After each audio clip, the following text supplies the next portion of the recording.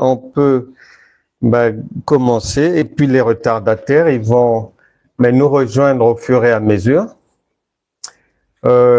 Puisque lorsque on est en retard, même de 10 minutes, 15 minutes, il suffit de ne pas oublier la parole de Dieu qui dit que les derniers seront les premiers pour récupérer tout ce qui a été distribué pendant qu'on n'était pas là.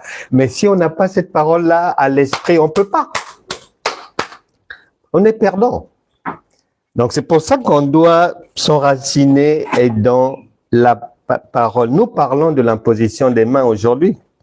Parce que le plus important en toute chose, c'est comme lorsque on est malade, si on a un traitement, ou si son véhicule a une panne, ou si on veut acheter un appareil, et tout le plus important, c'est de ne pas se tromper dès le départ, dans le diagnostic, dans la pièce à changer sur la voiture, parce que si tu vas changer les bougies, alors que le problème, c'est au niveau de la courroie de transmission, mais tu n'as rien fait.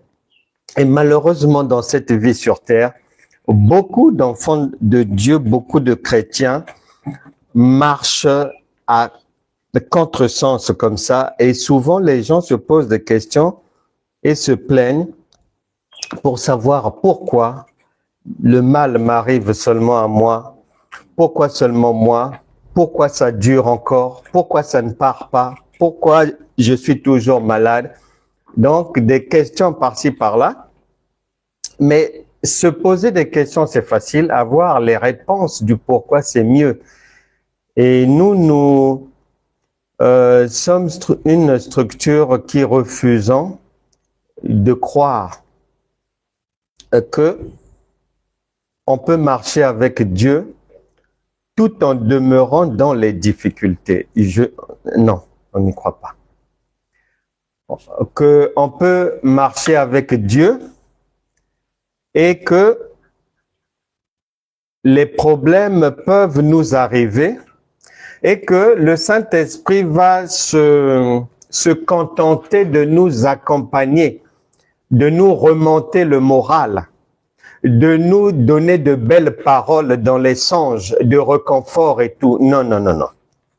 Nous ne croyons pas à cet évangile, cet autre évangile, parce que il n'y a pas un endroit où Jésus rencontre quelqu'un en difficulté, ou l'un de ses apôtres, et qu'il se sépare en laissant la personne dans son état d'avant. Ça n'existe pas. Et raison pour laquelle nous livrons un véritable combat contre l'ignorance, contre les faussetés, contre le bas niveau de la compréhension des Écritures chez les pasteurs d'abord et chez les brebis aussi. À partir du moment en toute chose, il y a un dicton qui dit « il ne faut pas louper le départ ». À partir du moment où, dès le départ, tu te trompes, Dieu est esprit, toi tu crois qu'il est chair. Bon, lui il dit que si tu vis avec lui, il vit au-dedans de toi, mais toi quand tu t'adresses à lui, c'est comme s'il est dehors. Bon, lui il te dit que quand il est avec toi, tu es en pleine sécurité et que rien ne peut t'arriver. Bon, toi tu mènes une marche chrétienne comme une personne en permanence en insécurité, en danger. Ça ne marchera pas. Lui, il te dit que, écoute, dans l'héritage que je t'ai donné, il n'y a plus Satan, il a été vaincu, il a été écrasé, laminé. Colossiens chapitre 2, versets 13 à 15, et que, de toute manière, même s'il essaie de remuer la queue, tu as Luc chapitre 10, verset 19, donc ta vie est sécurisée, tu n'as aucun combat à livrer, j'ai déjà vu Satan tomber, tout est déjà au clair, la route est vert pour toi, pour que tu vives une vie paisible sur terre. Maintenant, si toi tu vas faire et croire le contraire, ça ne marchera pas. Parce que beaucoup se plaignent des difficultés, mais ils oublient d'examiner leur propre vie. Ils oublient d'examiner leurs propres croyances, leurs pensées. Et ils oublient d'examiner ce qu'ils font. Est-ce que ce qu'ils font va dans le sens de Christ ou bien ça va dans le sens contraire?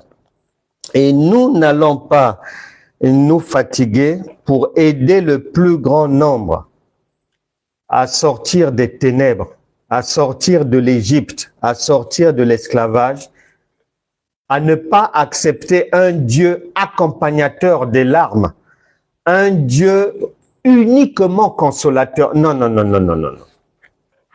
Mais raison pour laquelle dans ce travail, je viens d'écrire un nouveau livre intitulé « Le chrétien égal, étranger et voyageur destiné à ne pas souffrir ». Parce qu'on a toujours pensé, on nous avait fait croire, on nous avait enseigné, on nous avait dit que lorsqu'on est enfant de Dieu, c'est pour souffrir dans la vie. Nous étions ignorants. Nous étions enfants, ayant grandi, conformément à 1 Corinthiens chapitre 13, verset 11, le Saint-Esprit nous a éclairés, il nous a fait comprendre en fait que non, nous n'étions pas destinés à la douleur, ni à la souffrance, ni à porter une quelconque croix, mais à la vie abondante. Donc, dans cet ouvrage, je mets à disposition de quiconque ce qu'il faut, les éléments de preuve, pour que chacun, une fois ayant lu et compris, puisse mettre en pratique et voir sa vie, mais changer. Donc, les précommandes ont débuté, l'ouvrage est disponible. Vous savez comment vous procurer l'ouvrage. Vous savez comment vous procurer l'ouvrage pour aujourd'hui. Et toujours dans ce combat que nous avons contre l'ignorance, mais contre les faussetés, contre le faux Jésus, contre un faux évangile, contre le bas niveau de compréhension des Écritures, contre l'absence de connaissance, l'absence de révélation. Donc, c'est-à-dire contre l'ignorance qui fait que les gens souffrent. Aujourd'hui, nous allons parler de l'imposition des mains. Nous avons tous été enseignés, on a appris d'une manière générale jusqu'à aujourd'hui. Avant que je ne devienne chrétien, j'ai déjà vu, soit dans une rue de passage comme ça, ou soit à l'époque à la télé, l'imposition des mains. Je suis devenu plus tard enfant de Dieu. J'ai pratiqué l'imposition des mains et jusqu'aujourd'hui, la manière dont l'imposition des mains est perçue par les gens est mise en pratique depuis les années 60, 70, les années 50. C'est toujours la même manière, ça n'a pas changé. Le drame, c'est que les gens ne vérifient pas. Et nous allons voir aujourd'hui que si les gens souffrent, c'est parce qu'ils ne vérifient pas comme les chrétiens de Béret, c'est parce qu'ils ne font pas leur propre travail. Ils n'essaient pas de comprendre autrement les Écritures, parce que la compréhension des anciens, elle est vraiment bas de gamme. Et donc aujourd'hui, ouvre bien les oreilles. Peu importe ton problème, Dieu est esprit.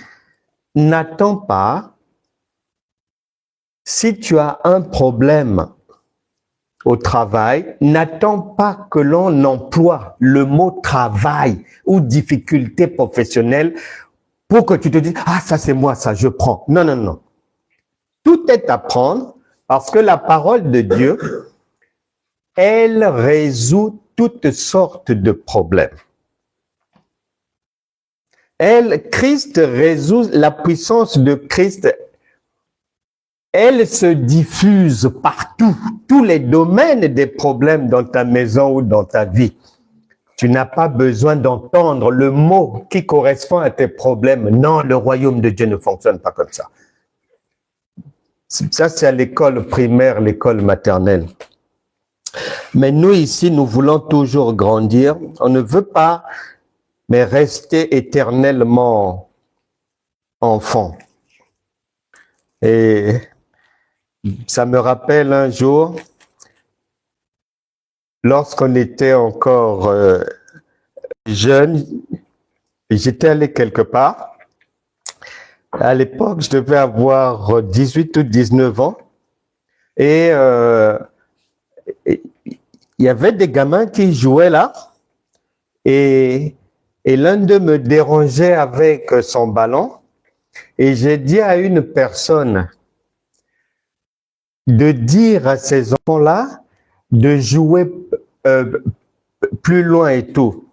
Et en le disant, j'avais dit à la personne de dire aux gamins d'aller jouer plus loin. L'un d'eux a réagi violemment en disant « Je ne suis pas gamin, j'ai 15 ans !»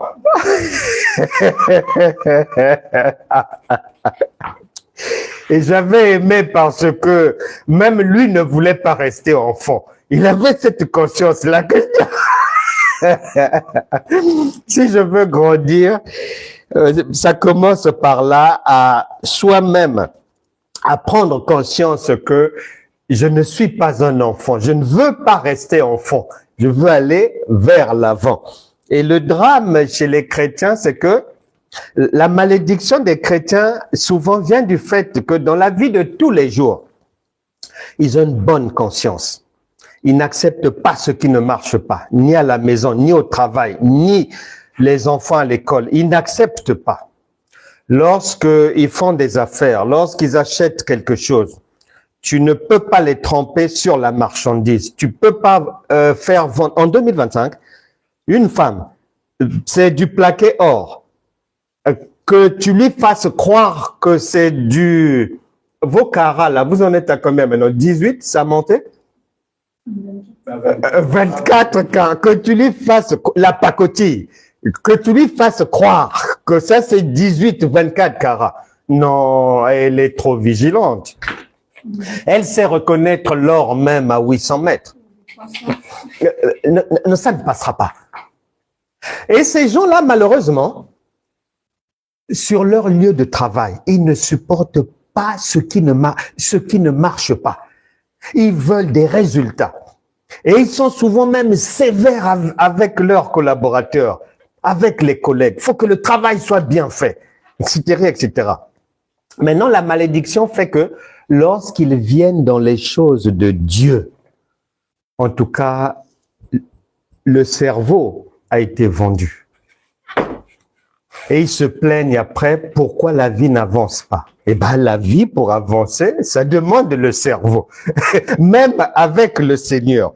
La preuve, Proverbe chapitre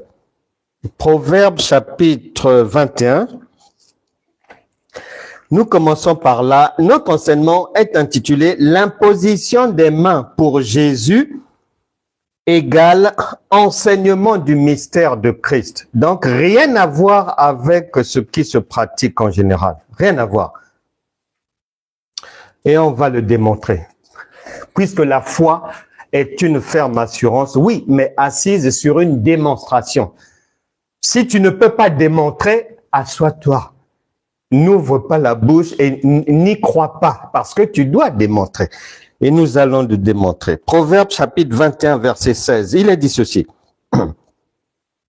L'homme qui s'écarte du chemin de la sagesse reposera dans l'assemblée des morts. Ah!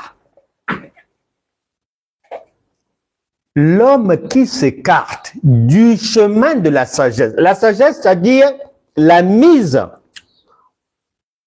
en service du cerveau, d'une manière permanente. L'homme qui ne veut pas utiliser son cerveau.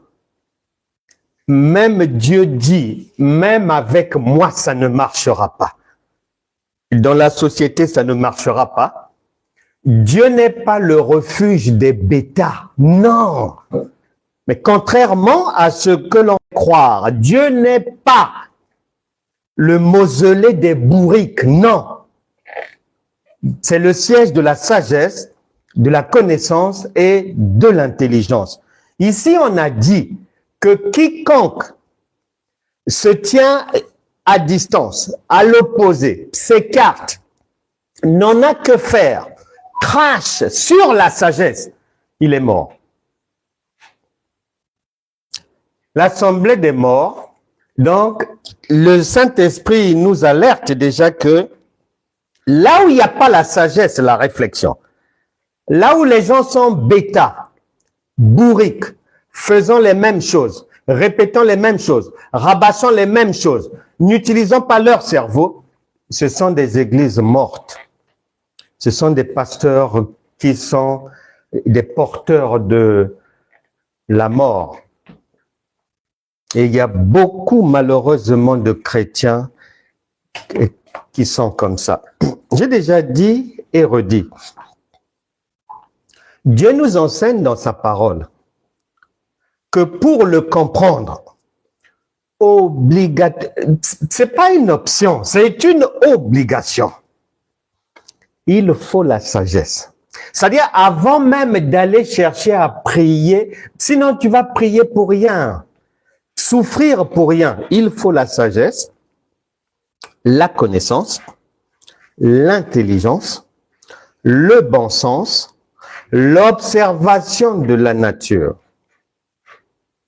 S'il n'y a pas ces éléments, eh ben, c'est impossible de comprendre Dieu. Impossible. Raison pour laquelle, comme ces éléments sont manquants en général parmi ceux qui se disent chrétiens, eh ben, c'est pour ça que les gens souffrent. Même si les chrétiens n'aiment pas qu'on leur dise la vérité est que Dieu a prévu que les chrétiens soient la tête, mais dans la réalité, ils sont la queue parce qu'ils ne veulent pas réfléchir. Ils ne sont pas sages. Ils n'ont pas l'intelligence qu'il faut. Absence de connaissance, manque de révélation. Et nous voulons combattre ces choses. La sagesse dont il s'agit. Exemple. Galates chapitre 4, verset 4. Galates chapitre 4, verset 4. Alors, c'est où? Galates chapitre 4, verset 4. Écoute bien. Toute difficulté que tu peux avoir, pendant que la parole de Dieu est en train d'être distribuée, le pain de vie est en train d'être distribué. Toi, ton boulot, c'est pas d'attendre la prière, ça ne viendra pas. On n'est plus là-bas. On est passé au niveau supérieur. Notre combat, c'est au niveau de l'esprit maintenant. Or, le combat de l'esprit, c'est une course à la compréhension. C'est ce que l'apôtre Paul a dit. Mais cette course-là, tu ne peux pas la mener dans l'ignorance. Il faut un certain nombre de choses. Et écoute bien ce qu'on dit. Parce que chaque mot que Dieu utilise, en tout cas, sois-en sûr que tu dois t'arrêter pour bien réfléchir. Et voir dans la société, ce mot-là, comment ça se passe. Galates chapitre 4, verset 4. Mais, lorsque les temps ont été accomplis, Dieu a envoyé son Fils né d'une femme née sous la loi afin qu'il rachetât ceux qui étaient sous la loi, virgule, afin que nous reçussions l'adoption. Et tous les chrétiens savent que nous sommes des enfants d'adoption, on a été adoptés. Eh bien, ce n'est pas pour rien qu'il y a ces mots-là. écoute-moi bien, ouvre bien les oreilles. Chaque mot que tu lis, ce sont des enseignements et des enseignements. L'adoption dont il s'agit ici, si tu ne retrouves pas ça dans la société, dans l'observation de la nature, tu ne peux pas comprendre ce que Dieu dit là. Maintenant, dans la Bible dit que nous sommes des enfants d'adoption. Nous avons été adoptés. L'adoption dans la nature, dans nos sociétés. Par exemple, si un enfant de peut-être 12 ans, vietnamien, est adopté par un couple belge, l'enfant de 10-12 ans, tu es bien d'accord que depuis sa naissance, il a déjà appris un certain nombre de choses. Il a déjà appris un certain nombre de choses. Des choses qui sont conformes à la culture vietnamienne. Maintenant, lorsqu'il va quitter le Vietnam, puisque c'est un fils d'adoption, on l'adopte, il va arriver dans la société belge.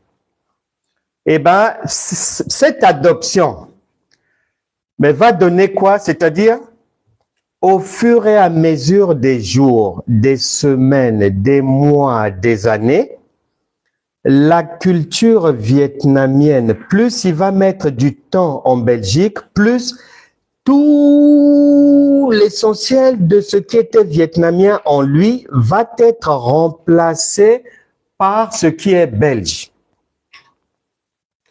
Amélioré, purifié, nettoyé de la culture vietnamienne. Au fur et à mesure des années, il va y avoir une fabrication d'un Belge avec les habitudes des Belges acquises, qu'ils n'avaient pas au début, des habitudes des Belges, etc., etc. Eh bien, lorsque Jésus-Christ arrive, c'est le même phénomène qui se passe. Jésus vient trouver une société qui a déjà ses coutumes, qui a ses traditions, qui a ses habitudes. Dans cette société-là, quand tu veux sortir d'une difficulté, tu dois prier, tu dois jeûner, tu dois faire des sacrifices, tu dois souffrir, tu dois... Et Jésus vient maintenant pour résoudre ce problème. Mais tu ne peux pas apporter le changement brutalement. Déjà, il faut que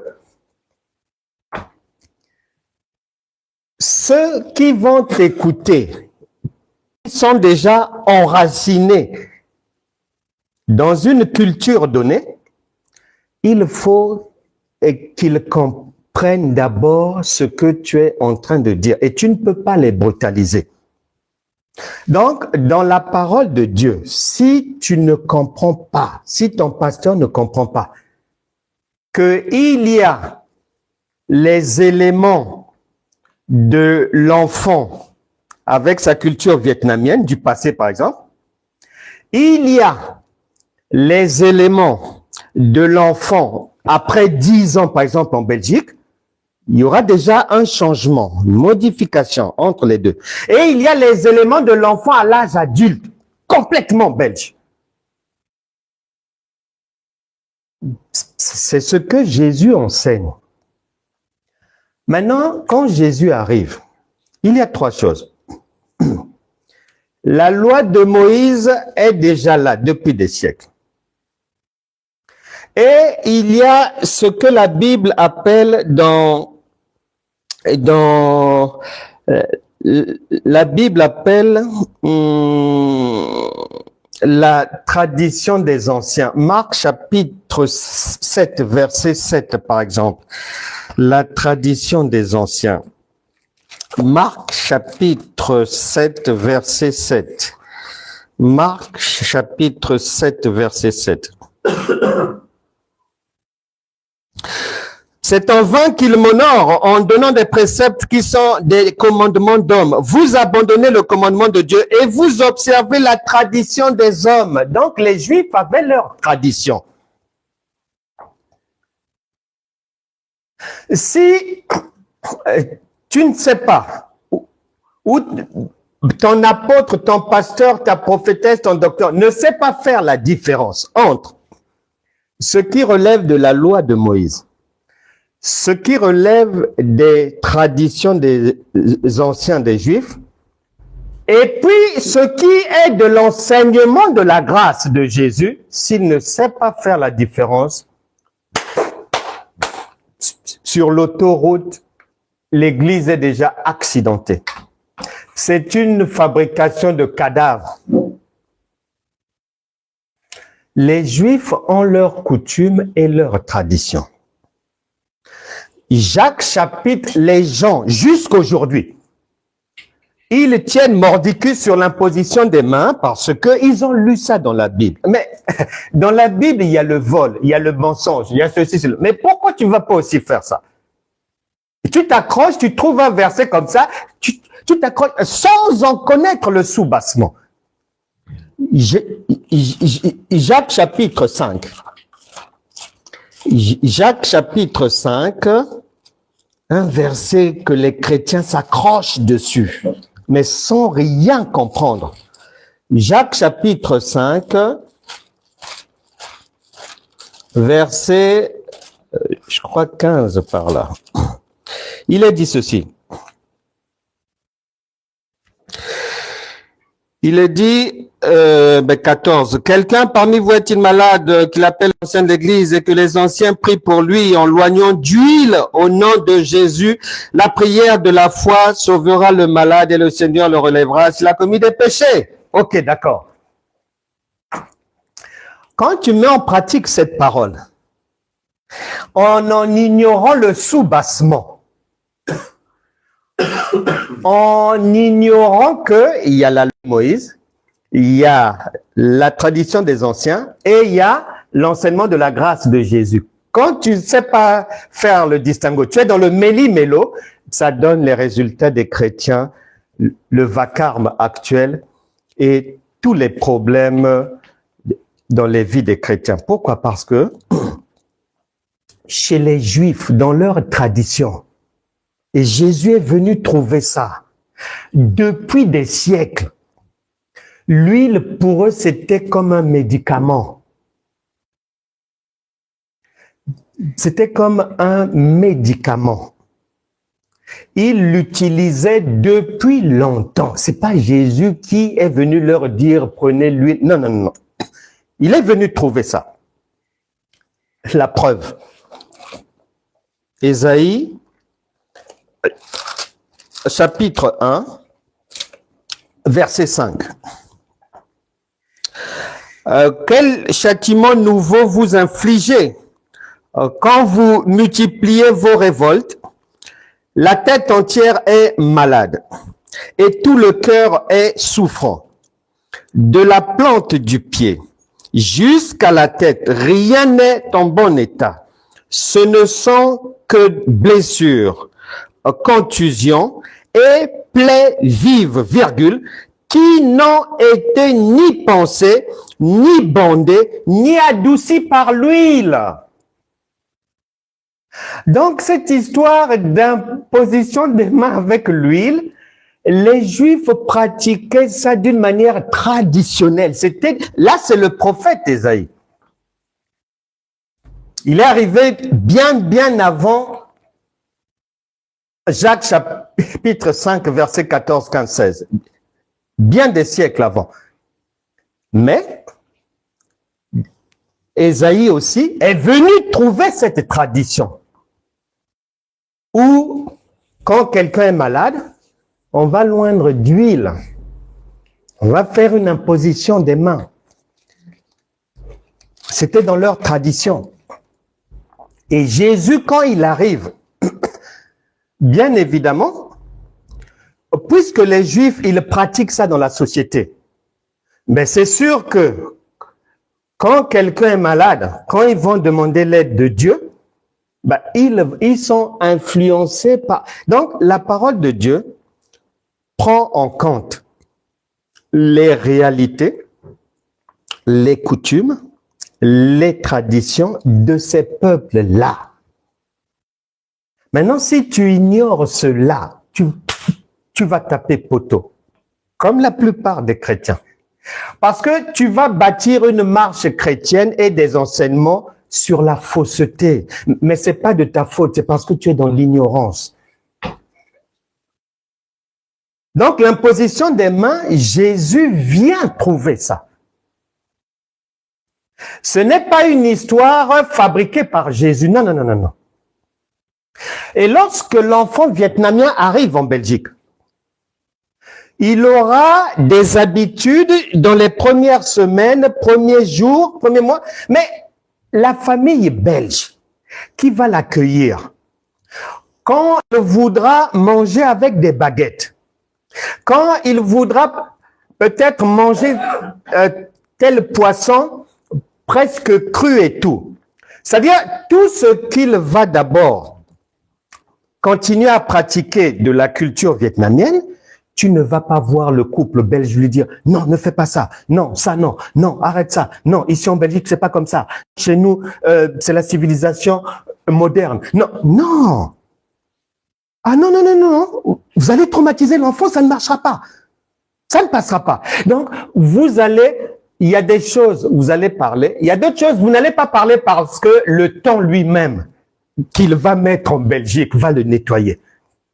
À l'école, ce qu'il va voir à la télé, dans la rue, avec les amis, ça va le nettoyer. Le chrétien n'est pas obligé d'ouvrir sa bouche pour parler. C'est pas une obligation. Donc Jésus, quand il arrive, les dénominations pratiquent déjà cette histoire.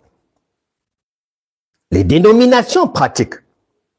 Et lui, en homme sage, il sait que dans une éducation, dans un enseignement, quand tu veux changer les choses, tu ne vas pas brusquer. C'est petit à petit, au fur et à mesure. Le temps est ton allié.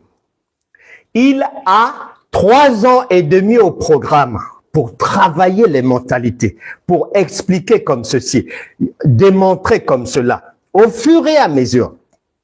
Mais sans brutaliser, il n'y a pas de brutalité. Mais les chrétiens veulent réussir dans la brutalité. Non, non, non, non, Dieu ne brutalise pas. Le Saint-Esprit est un gentleman, doux, sage. C'est comme ça que tu vas voir, si tu prends un microscope, tu fais c'est-à-dire, tu passes au peigne fin le ministère de Jésus.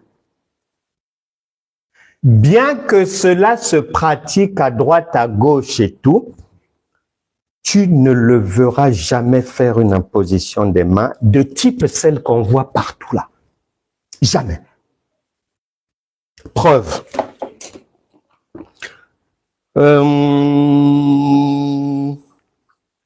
Actes des Apôtres, chapitre 10, verset 38 dit, « Vous savez comment Dieu a oint de force et d'esprit Jésus de Nazareth, qui va de lieu en lieu faisant du bien et guérissant tous ceux qui sont sous l'empire du diable. » Maintenant, Jésus, pour le faire, il se base sur quoi? Ben, il va le dire. Il va nous le dire. Jean chapitre 5. Jean chapitre 5, verset 19. Évangile de Jean chapitre 5, verset 19. Jean chapitre 5, verset 19. Il est dit ceci. Jésus reprit donc la parole et leur dit, « En vérité, je vous le dis, le Fils ne peut rien faire de lui-même. Il ne fait que ce qu'il voit faire au Père. Et tout ce que le Père fait, le Fils aussi le fait pareillement. on complète bien. Ça ne s'est pas arrêté que tout ce que le Fils voit, il le fait. Non, on dit l'identique, pareillement. Maintenant, allons vérifier ce que Jésus voit le Père faire et que lui va reproduire. Dans notre vérification, tu trouveras l'imposition des mains nulle part.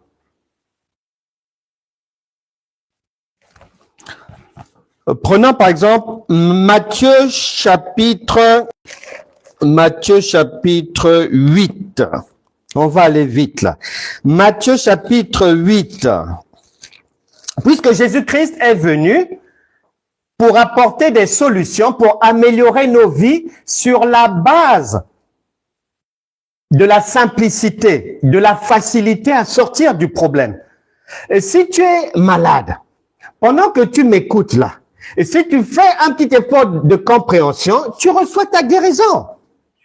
Il n'y a pas à aller souffrir à droite, à gauche.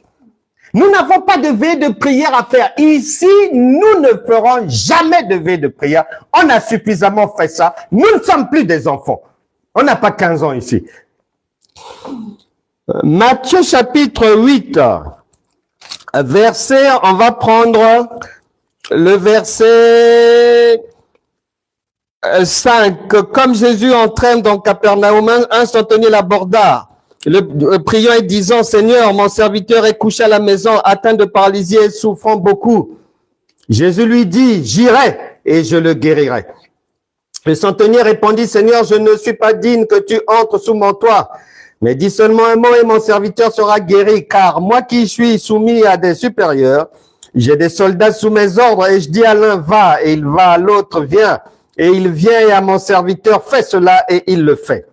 Après l'avoir entendu, Jésus fut dans l'étonnement et il dit à ceux qui le suivaient, je vous le dis en vérité, même en Israël, je n'ai pas trouvé une aussi grande foi. C'est-à-dire aujourd'hui, ça veut dire même parmi ceux qui se disent chrétiens, il n'y a pas cette foi. Or, je vous déclare que plusieurs viendront de l'Orient et de l'Occident et seront à table avec Abraham, Isaac et Jacob dans le royaume des cieux. Mais les fils du royaume seront jetés dans les ténèbres du dehors. Vous entendez? Les fils du royaume, donc les croyants d'aujourd'hui. Dehors, crâne vide. Seront jetés dans les ténèbres du dehors, où il y aura des pleurs et des grincements de dents. Puis Jésus dit au centenier, va, qu'il te soit fait selon ta foi, et à l'heure même, le serviteur fut guéri. Pas d'imposition des mains, on touche personne. Parce que la loi de Moïse était basée sur des pratiques qui mettaient en action les 5 sens. L'enseignement de la grâce et de la vérité de Jésus-Christ est basé sur la puissance invisible et agissante du Saint-Esprit. Invisible, agissante. Exemple. Quand tu te retrouves quelque part, par exemple dans une pièce, tu dois rentrer dans une maison. Et dans cette maison, il y a l'obscurité, le noir complet. Donc les ténèbres. Eh bien, dans ces ténèbres-là, pour que tu puisses arriver quelque part, pour que tu puisses aller te prendre un verre d'eau, tout ce que tu voudras faire, tu es obligé d'utiliser tes mains, essayer de toucher, tu utilises les pieds, tu essaies d'entendre, est-ce qu'il y a un bruit, est-ce qu'il y a un chat quelque part, dans les ténèbres, tu es obligé de t'aider de tes 5 sens. Tu sens, est-ce qu'il n'y a pas une odeur de brûlé, est-ce que. Mais quand la lumière vient, et Jésus se présente comme étant la lumière du jour, une fois que la lumière est là, tu allumes l'interrupteur, tu n'as plus besoin de tes 5 sens. C'est ce que Jésus enseigne. Que moi, je ne suis pas venu pour faire comme vous. Je ne suis pas venu pour faire comme... Encore, pardon. Je ne suis pas venu pour reproduire les choses de Moïse, d'Élie. Non. Je suis venu pour faire quelque chose de plus simple et on n'a pas besoin de fournir un effort désormais pour sortir de son problème. L'essentiel, c'est de comprendre ce que moi, Jésus, j'explique de quel est mon, comment on appelle ça, mon traitement de sortie de crise. Parce que les Élie, les Moïse, tout ce monde-là, les Jean-Baptiste et tout ont leur traitement. Mais Jésus ne vient pas les mains vides. Lui aussi, c'est un docteur quand même. Oh, c'est un médecin. Donc, il ne va pas travailler sur la base des ordonnances des autres médecins, mais non. Il a son traitement. Maintenant, son traitement, c'est le plus simple, mais efficace. Il n'y a pas d'effort à fournir. Il n'y a pas d'effort à fournir. Tu fourniras des efforts tant que tu es dans les ténèbres de l'enfance. Tu vas souffrir. Tu dois faire des jeûnes. Tu dois faire des veilles de prière.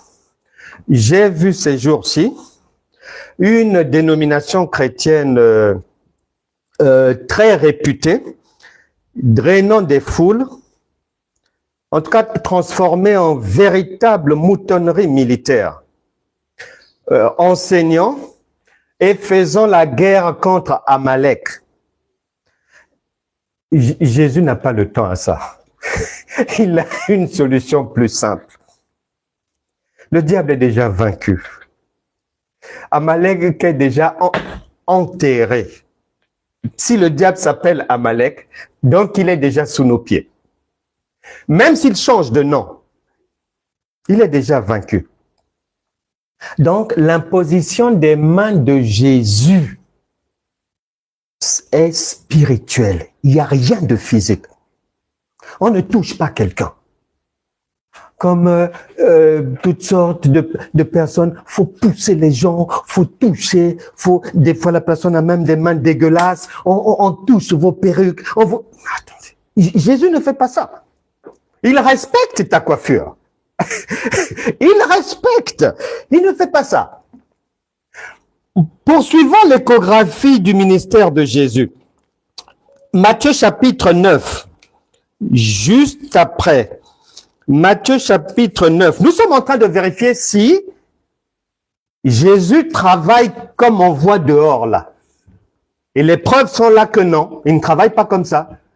Donc c'est pas lui, c'est un autre Jésus que les gens utilisent et après ils se plaignent que la vie soit un calvaire. Matthieu chapitre 9 verset 27. Il a dit ceci. Matthieu chapitre 9, verset à 27. Étant parti de là, Jésus fut suivi par deux aveugles qui criaient « Pitié de nous, fils de David ». Lorsqu'il fut arrivé à la maison, les aveugles s'approchèrent de lui. Et Jésus leur dit « Croyez-vous que je puisse faire cela ?» « Oui, Seigneur, lui répondirent-ils. Alors, il leur toucha les yeux.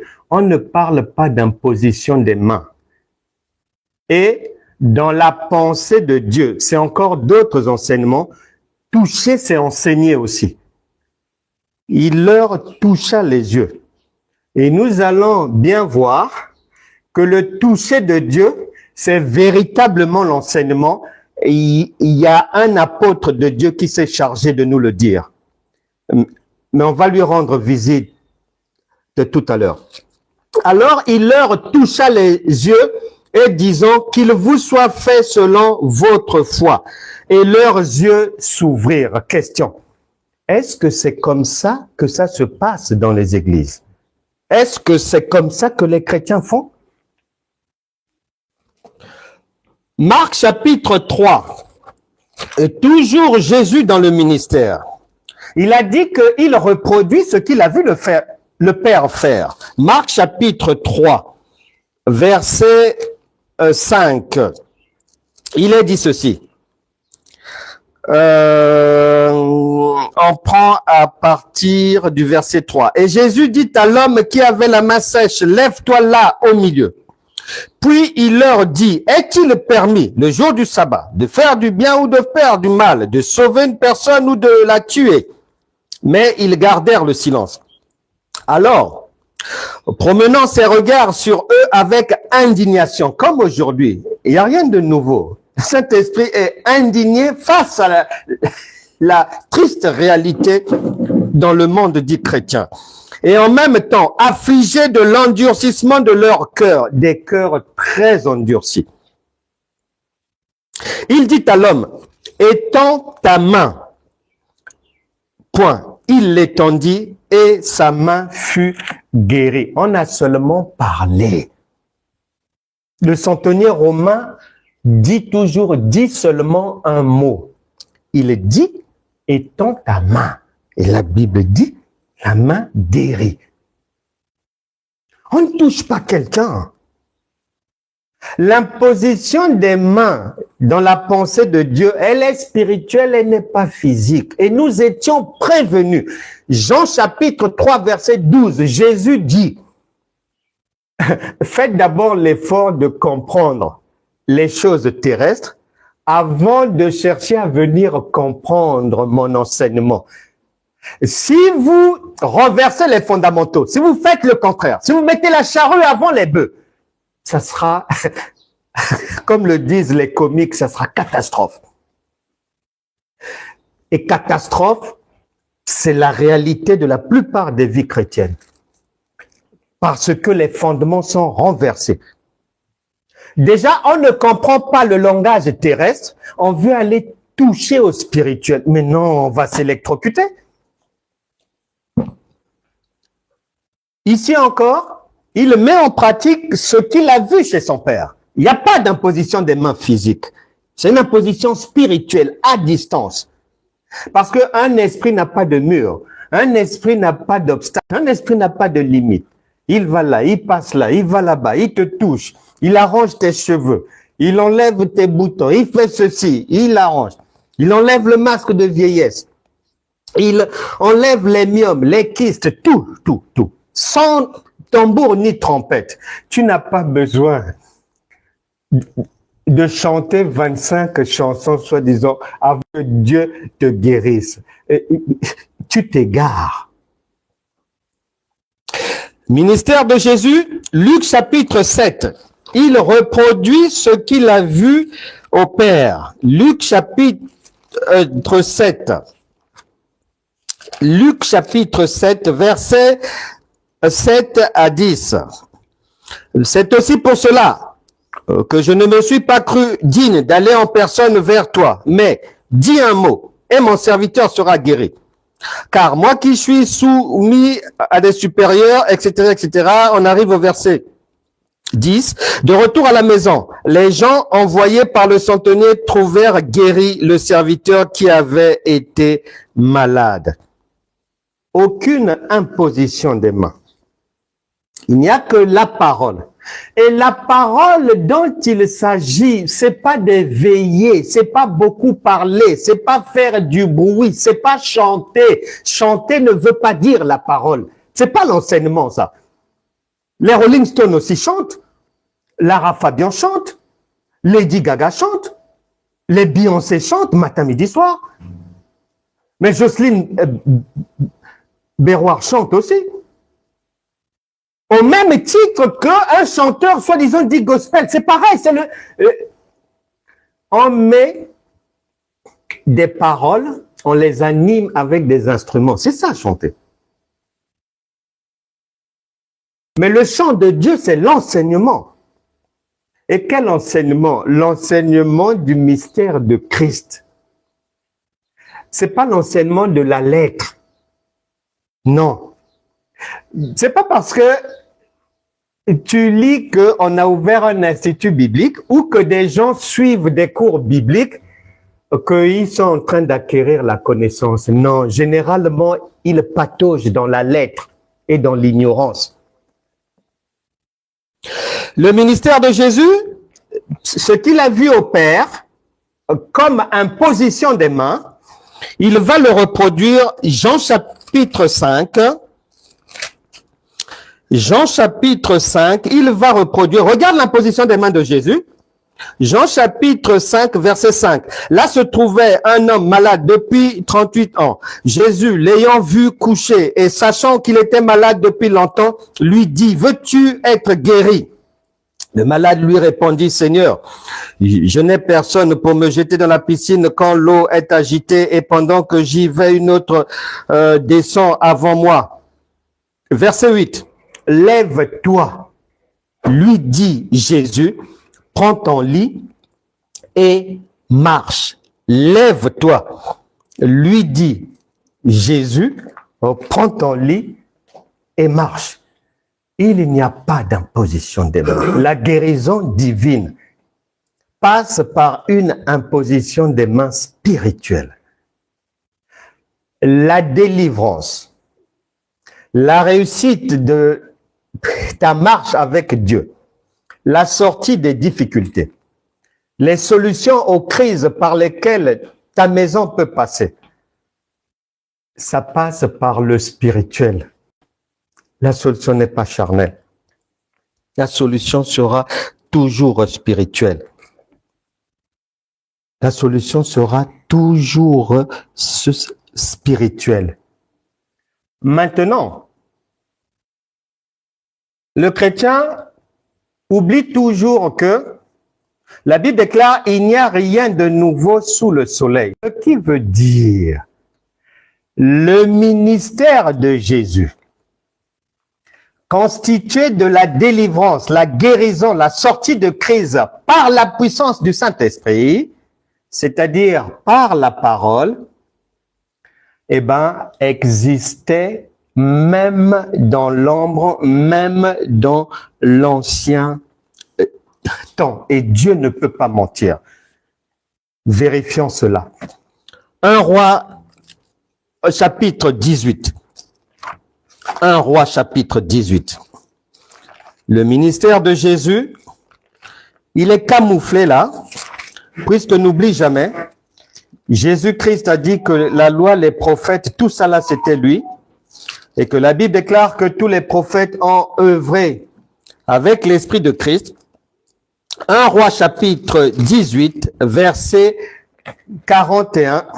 Nous allons avoir la preuve ici que l'imposition des mains de Jésus existait déjà depuis longtemps, mais pas sous la forme physique. Et il n'y a jamais eu une imposition des mains du Seigneur Jésus, de l'Esprit de Christ, physique, non. Déjà, dans 1 Roi chapitre 18, on va déjà retrouver ça sous la forme spirituelle déjà. 1 Roi 18, verset 41. Et Élie dit à Akab, monte, mange et bois, car il se fait un bruit qui annonce la pluie. Akab monta pour manger et pour boire, mais Élie monta au sommet du Carmel et se penchant contre terre, il mit son visage entre ses genoux et dit à son serviteur, monte, regarde du côté de la mer. Le serviteur monta, il regarda et dit, il n'y a rien. Élie dit 7 fois, retourne. À la 7e fois, il dit, voici un petit nuage qui s'élève de la mer et qui est comme la paume de la main d'un homme. Élie dit, monte et dis à Akab, attelle et descend afin que la pluie ne t'arrête pas. En peu d'instants, le ciel s'obscurcit par les nuages, le vent s'établit et il eut une forte pluie. Akab monta sur son char et partit pour Jezreel. Ici, il est dit ceci, que il y avait une difficulté, une attente de bénédiction et de grâce. La pluie ne tombait pas. Et avant que la pluie ne tombe, le serviteur de Dieu va apercevoir, la Bible dit, un nuage soutenu par la paume d'une main. L'imposition de Jésus, c'est pas au sol. C'est dans le spirituel. Or, les Écritures mettent en lumière que les nuages, un nuage, si tu prends la définition dans le Larousse, c'est de l'eau. C'est de l'eau. La main, tu sais bien que la main, c'est la main de Dieu. C'est la main de grâce. C'est le ministère de Jésus à travers les 5 branches. Donc, pour que tu comprennes ce que le Saint-Esprit dit dans 1 Roi 18 à partir du verset 41, et après va reproduire cela dans le ministère de Jésus, eh bien, il te faut Ésaïe chapitre 55 verset 8 à 11 te fait comprendre que l'eau du nuage là, c'est la parole de Dieu. Plus Jean chapitre 15 verset 3, on est purifié par la parole. Plus Éphésiens chapitre 4 verset 11 à 12, c'est l'imposition des mains du Seigneur qui est son enseignement. C'est l'enseignement, l'eau de la parole, c'est l'enseignement qui est apporté par le ministère de Jésus, qui se poursuit à travers les serviteurs, servantes de Dieu aujourd'hui, sur la base des 5 branches du ministère de Jésus. Et il est dit, quand Jésus, lui, fait son ministère lorsqu'il travaille, c'est pas la même réalité que celle que nous avons dans le monde chrétien. Dans le monde chrétien d'aujourd'hui, égaré, en général, quand quelqu'un est malade, quand quelqu'un a une difficulté, on va imposer les mains. On va mettre l'huile. On va, en fait, aider la personne sur des bases charnelles. Mais, dans le ministère de Jésus, ce qu'il a vu son Père faire et qu'il va reproduire, ça ne se passe pas comme ça. Matthieu chapitre 15, verset 30. Alors s'approcha de lui une grande foule, virgule, ayant avec elle des boiteux, des aveugles, des muets, des estropiés et beaucoup d'autres malades. On les mit à ses pieds et il les guérit. Jésus ne te touche pas. Or, mettre à ses pieds, ceux qui s'assoient aux pieds du Seigneur, c'est pour entendre son enseignement. C'est pour ça que Romains chapitre 10, verset 15 dit qu'ils sont beaux les pieds de ceux qui annoncent l'évangile. Donc, vous êtes dans l'imposition des mains charnelles, lui, il est dans l'enseignement à travers les pieds. Donc, vous n'êtes pas sur la même planète. Vous n'êtes pas sur la même autoroute. Vous êtes en train d'aller vers le nord. Lui, il est en train d'aller vers le midi. Ça ne peut pas marcher. Vous allez vous voir où? Et tu veux rencontrer Dieu où? Toi qui souffres depuis des années, avec des jeûnes et des prières et tout.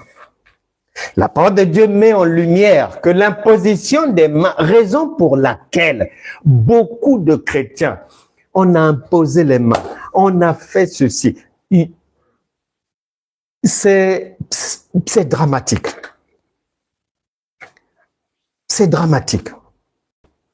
Maintenant, regarde la malédiction des pasteurs et autres brebis. Jésus dit, ce que vous me voyez faire, moi, j'ai vu ça chez le Père. Il ne dit pas que j'ai pris dans vos coutumes, vos traditions, je mets l'huile, Non, non, non, non. J'ai pris chez le Père et je pratique. Il ne s'arrête pas là. Au moment de nous transmettre le flambeau, il nous transmet le flambeau en Jean chapitre 20. Jean chapitre 20, verset 21.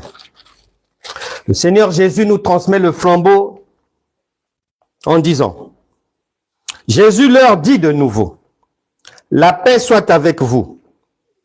Comme le Père m'a envoyé, moi aussi je vous envoie. Bon, maintenant dis-moi, quand le Père t'envoie là, puisqu'il t'a bien enseigné, tu l'as vu pratiquer, est-ce que tu peux aller mettre en pratique ce qu'il ne t'a pas enseigné? Raison pour laquelle, quand Marc chapitre 16 verset 17 dit « Voici les miracles qui accompagneront ceux qui auront cru. En mon nom, ils imposeront les mains aux malades, les malades seront guéris. » Jésus ne parle, il n'est pas sur le terrain physique et charnel. Non, il est en train d'envoyer des gens qu'il a formés. Et ces gens-là savent ce que veut dire imposition des mains dans la pensée de Dieu. Ils vont aller pratiquer l'imposition des mains, non pas traditionnelle. Non. Ils vont la pratiquer surnaturellement, spirituellement. C'est pour ça que tu verras, il n'y a aucun apôtre de Jésus à qui a touché quelqu'un pour lui imposer les mains. Ça n'existe pas. On peut vérifier. Pierre, Actes des Apôtres 9. Allons-y rapidement. Actes des Apôtres 9. Verset 32.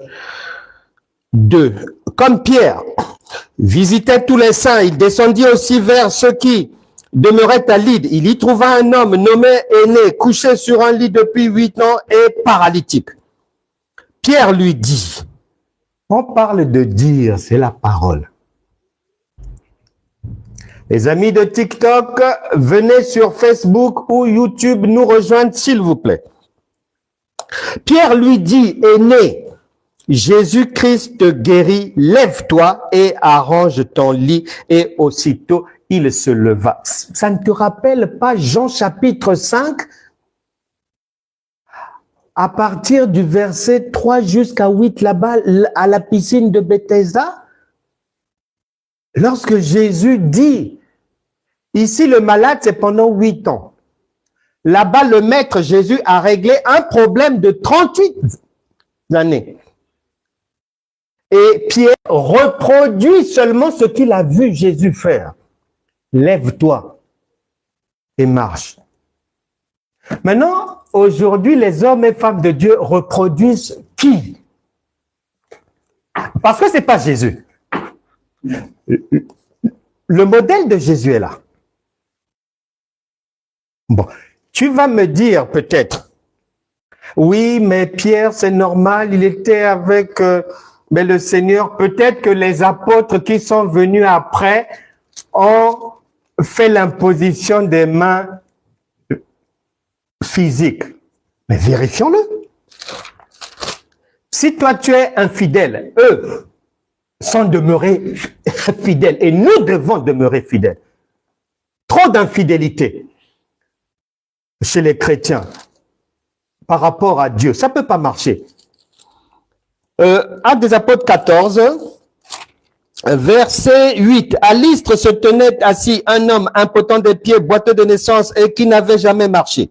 Il écoutait parler Paul, et Paul fixant les regards sur lui et voyant qu'il avait la foi pour être guéri, dit d'une voix forte, lève-toi droit sur tes pieds. Il n'y a pas d'imposition des mains physiques. Ça n'existe pas. Nous devons faire attention. Et l'hypocrisie des chrétiens, les langues de mensonges, ils se permettent matin, midi, soir de brandir Éphésiens chapitre 5, verset 1, que nous sommes les imitateurs de Christ. Non, c'est un mensonge. Parce que si tu te dis soi-disant apôtre, docteur, prophétesse, fidèle, diacre, ancien, chrétien, chrétienne, tu te dis chrétien tout court, tu dois pratiquer ça. Car chrétien veut dire Christ en action. Or, Christ a pratiqué ce qu'il a vu chez le Père. Et il nous a demandé maintenant, nous aussi, de pratiquer. La pratique de Christ, elle est spirituelle. Maintenant, pour conclure, la différence entre les deux méthodes, celle de la loi de Moïse qui est pratiquée aujourd'hui et de la culture juive, des traditions des anciens, pratiquées aujourd'hui pêle-mêle partout dans l'ignorance totale, et celle de la grâce où on ne touche personne. Tout est spirituel. La différence est que dans le modèle ancien pratiqué aujourd'hui par les chrétiens dans les églises, tu constateras que tu vas retrouver, c'est-à-dire pour avoir même une guérison, pour avoir même une délivrance. En tout cas, si vous êtes un concert gospel, si vous êtes 10 000, pratiquement 9 830 vont frémir, vont être dans la joie, vont sentir que le Saint-Esprit était là, mais il y aura peut-être que 4 ou 5 guérisons qui sont des miettes en fait, et le Saint-Esprit a aidé des gens dont lui-même il sait pourquoi, malgré leur ignorance, il leur vient en aide. Mais le gros de la troupe, ce samedi, après avoir ressenti la présence du Saint-Esprit, bien durant le concert samedi, la personne entre avec cette chaleur-là jusqu'à la maison. Le dimanche, encore en train de chanter, elle est dans ce mouvement-là. À partir de lundi matin, 8 heures, quand les problèmes du quotidien vont rejaillir, elle est dessoulée complètement du Saint-Esprit. Complètement dessoulée. La guérison, la délivrance résout les problèmes d'une manière charnelle. L'imposition des mains charnelles, ça donne quoi? Tu constateras qu'il y a beaucoup de gens. On a imposé les mains, on a mis l'huile. Des fois, on met le sel. Des fois, on dit, mets le sel devant ta porte, ou sous ton lit, ou dans l'oreiller. Beaucoup d'équations chrétiennes comme ça. Maintenant, des fois, tu peux guérir. Le Saint-Esprit va te guérir. On donne gloire à Dieu, la personne vient vite témoigner, ah je bénis le Seigneur et tout, j'étais malade, les médecins avaient dit c'est fini pour toi et tout, mais on avait prié pour moi ici, l'église m'avait mis en prière et tout, je suis là devant vous pour vous déclarer que les résultats donnent maintenant, il n'y a plus de métatarse, je suis totalement guéri du cancer, amen, amen. Et Dieu va faire quoi? 6 mois après, il remet la maladie. Parce qu'elle n'était pas partie selon les règles de l'art. Tu n'avances pas selon les principes de la course. Tu constateras beaucoup de chrétiens, tu pourras même revoir ta vie. Ils sont soi-disant délivrés. Mais 3 mois après, les mêmes personnes reviennent pour une délivrance. 6 mois après, les mêmes dames, elles reviennent encore pour un problème de mari de nuit. Donc, c'est le va-et-vient permanent, d'année en année, une répétition. La maladie part, elle revient après. Ou bien toi-même, tu guéris par l'imposition des mains. 2 mois après, c'est l'enfant qui est malade. Pendant que tu cherches un pasteur qui va poser les mains à l'enfant. Le mari tombe malade. Pendant qu'un prophète est candidat pour lui imposer les pieds. C'est la voiture qui tombe malade. Donc, l'éternel recommencement. Par contre, à partir d'aujourd'hui, tu constateras ceci, que c'est bien facile de reconnaître des guérisons ou des solutions provisoires qui ne tiendront pas parce que elles ont pour source la chair, c'est charnel. Faut souffrir, faut gémir, faut crier, faut sauter, faut ne pas dormir. Il faut arriver au travail avec des cernes. On n'a pas dormi parce que toute la nuit on était en prière, ceci, cela et tout. Tu constateras, soit ça donnera dans la maison, le mal va. 5 mois après, il revient. Pendant que tu veux le repousser encore, c'est l'un des enfants, ça va là-bas. Pendant que tu essaies de mettre un coup de pied pour que ça quitte l'enfant, c'est au travail, on te cherche des noises. Il y a une guerre qui s'est levée. Pendant que tu essaies de... Non, ça va comme ça. C'est un langage pour te faire comprendre que ce que tu fais, ta marche chrétienne est bancale. Tu es sur la mauvaise autoroute. Tu es dans la chair, tu n'es pas en esprit. Et tu reconnaîtras aussi les résultats de la chair, c'est que la chair va faire quoi? Tu peux être guéri réellement du cancer, mais ça ne va pas se produire pour l'argent, ça ne va pas se produire pour les études de l'enfant, il va échouer au bac, il va échouer à ceci, et toi-même, le permis de conduire que tu essaies de passer, ça ne passera pas. Donc, c'est-à-dire un seul domaine de réussite. Tous les autres, down. Ce sont là les résultats de la marche par la chair. Maintenant, la marche par l'esprit, l'imposition des mains de Christ, en tout cas, ça n'existe pas.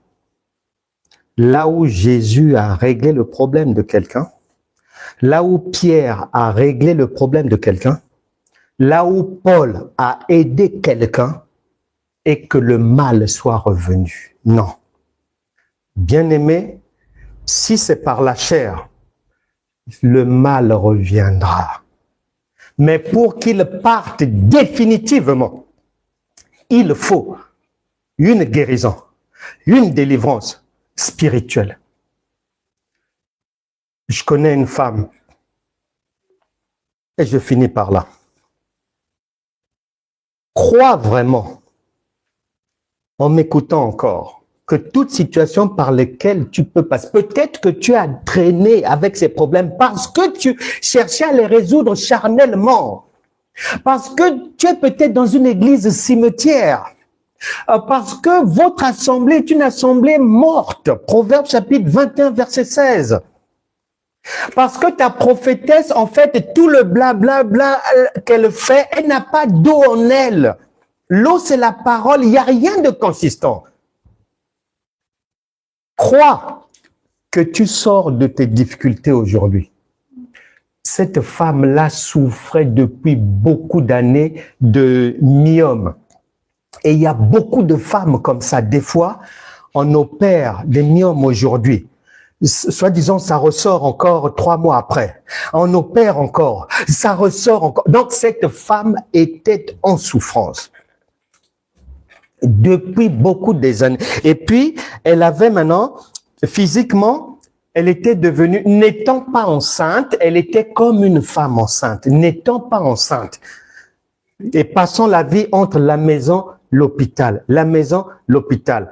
On opère aujourd'hui. Quelques mois après, ça apparaît encore. Il faut encore aller à l'hôpital. Il faut revenir encore. Donc, c'est l'emprisonnement dans la maladie. Une vie bloquée. Et il y a beaucoup de vies chrétiennes comme ça. Un jour, au lieu de l'imposition des mains maintenant, elle a fait l'effort de comprendre comment Jésus nous sort de la difficulté. Pas à la manière des hommes, mais à sa manière à lui spirituelle. Elle a cru. Elle est à la maison. Quelques jours après, le ventre qui était comme ça, sans que quelqu'un ne touche quelque chose d'elle. Maintenant, la meilleure. Ah, c'est là où j'ai aimé avoir entendu ça. Elle faisait beaucoup d'années qu'elle souffrait de ça. Entre-temps, dans cette période avant sa guérison, son mari est gravement tombé malade. Donc, elle, au moins, elle était en souffrance à la maison, en liberté. Mais le mari était emprisonné, malade à l'hôpital. Donc, alité depuis plusieurs mois, malade à l'hôpital. Il n'arrivait pas à marcher. L'hôpital essaie de chercher à comprendre. C'est quelle maladie? Le mari toujours à l'hôpital. Ah, la meilleure, j'ai vraiment aimé. Le jour où sa femme vient à l'hôpital, le gros ventre a disparu. Quand le mari a vu sa femme, taille mannequin, il a seulement dit, ah Dieu non, si elle a guéri, je sors de ce lit. Il s'est levé directement. Parce qu'il savait que Dieu n'est pas injuste. Et en lui, il s'est dit, s'il a guéri ma femme, non, c'est pas moi qu'il va laisser ici sur le lit d'hôpital. Mais non.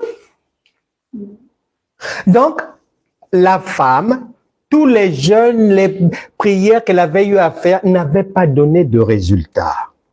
C'est par la foi réelle qu'elle est sortie de là. Et derrière la femme, le mari a fabriqué sa foi sur le sang. Il se dit non, non, non, non, non, non, non, non, non, non, non, non, non, c'est pas possible. Et il s'est levé du lit seul. En croyant seulement que si Dieu l'a fait pour sa femme, ah non, non, c'est pas moi j'ai plus rien à faire ici, je sors. Nous devons apprendre à être fidèles, c'est-à-dire à marcher selon ce que le Père nous a donné comme indication. À appliquer les solutions de facilité qu'il nous a apportées. La vie divine, c'est la facilité. Peu importe les problèmes que tu as aujourd'hui, tu viens d'entendre la parole de vie. Tu as bien entendu que ce mari-là, ayant vu sa femme guérie, s'est dit non, non, non, c'est pas vrai. Je ne reste pas dans ces problèmes-là. Mais toi aussi, c'est pareil. Les autres sont en train de guérir par la foi. Reçois maintenant ta guérison toi aussi par la foi. N'attends plus une imposition des mains charnelles. Tu attendras longtemps. Où ça sera, ça va, ça vient. Sois délivré maintenant de l'ignorance. Sois guéri. Sois délivré des démons. Sois délivré de la marche chrétienne laborieuse, problématique, d'esclave. Sois désormais libre, car la Bible déclare que c'est pour la liberté que Christ nous a affranchis. Que toute difficulté dans ta maison s'efface à partir d'aujourd'hui.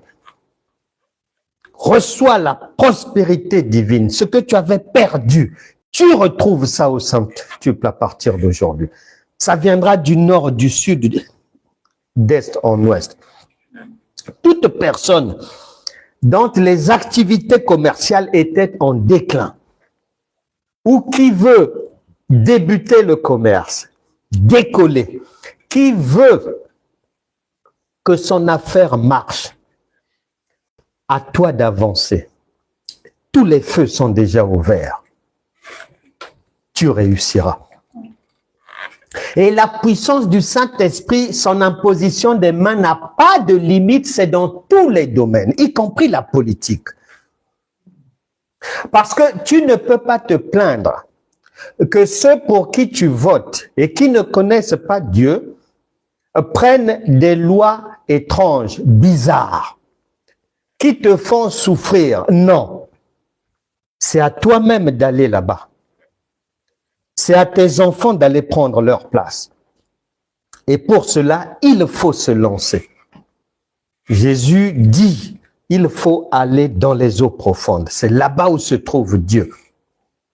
Que tous ceux qui veulent débuter ou avoir une percée politique à partir d'aujourd'hui, recevez cette percée par la puissance du Saint-Esprit. La puissance du Saint-Esprit veut dire que comme le Seigneur Jésus, il n'y a rien à ajouter après une telle parole. Il n'y a rien. Ni un jeûne, ni une prière, ni un remerciement. Il n'y a rien à ajouter. Juste à avancer dans la vie. Que les enfants soient guéris. Que la réussite soit au rendez-vous de vos vies. Et vous verrez ces choses s'accomplir par la foi. Amen. Amen.